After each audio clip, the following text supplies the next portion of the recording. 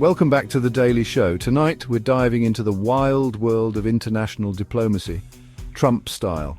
Buckle up, folks, because it's going to be a bumpy ride. Since his inauguration in January, the Donald has been busy making waves on the global stage. From his pronouncements on the Panama Canal to his, shall we say, interest in acquiring Greenland, Trump's foreign policy has left the world scratching its head. And let's not forget his ongoing trade war with China, which seems to be heating up faster than a microwave burrito.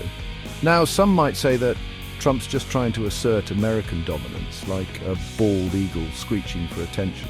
Others might say he's playing four-dimensional chess while everyone else is stuck on checkers.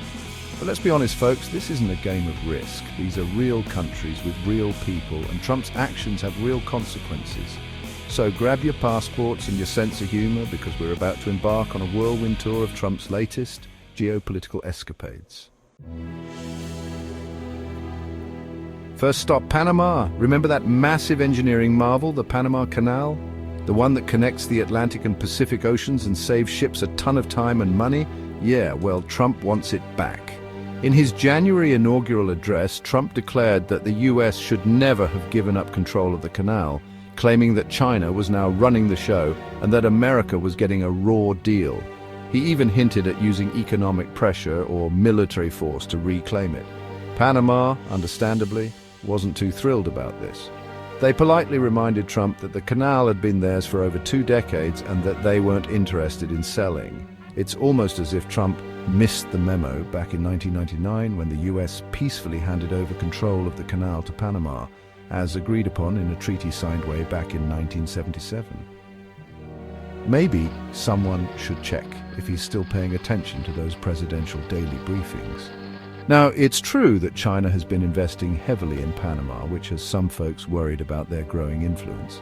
But to suggest that China is controlling the canal is about as accurate as saying Trump's hair is natural. Next up on our world tour, Greenland. Yes, you heard that right. Apparently, while most of us were busy trying to survive the holidays, Trump was busy eyeing up this massive ice-covered island like it was the last slice of pizza at a buffet. He even floated the idea of buying Greenland from Denmark, suggesting that it would be a strategically interesting move for the US. Denmark, however, wasn't quite as enthusiastic about the idea. They politely informed Trump that Greenland wasn't theirs to sell, and that they found the whole proposition rather absurd. Now, to be fair to Trump, and I use that phrase sparingly, the US does have a long history of being interested in Greenland. Back in 1946, President Truman offered Denmark a cool $100 million for the island, but they turned him down too. I guess some things never change, but why is Greenland so appealing, you might ask? Well, for starters, it's strategically located between the US and Russia, which always makes things interesting. It's also got a ton of natural resources like oil, gas, and rare earth minerals, which are all the rage these days. Plus, it's home to some pretty important transatlantic communication cables, which are kind of important in this digital age. So there you have it, folks. Trump's whirlwind world tour, complete with awkward attempts at real estate deals and enough geopolitical tension to make your head spin. The global reaction to all of this has been, shall we say, mixed. Some world leaders have responded with diplomatic silence, which is code for we're too stunned to even comment. Others have taken a more direct approach, publicly rebuking Trump's actions and reaffirming their commitment to international cooperation.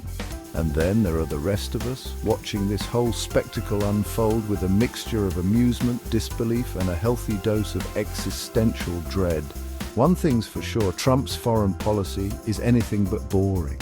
Whether he's trying to buy Greenland, reclaim the Panama Canal, or slap tariffs on China like they're going out of style, one thing's for sure, the world is watching, and they're not quite sure whether to laugh or cry.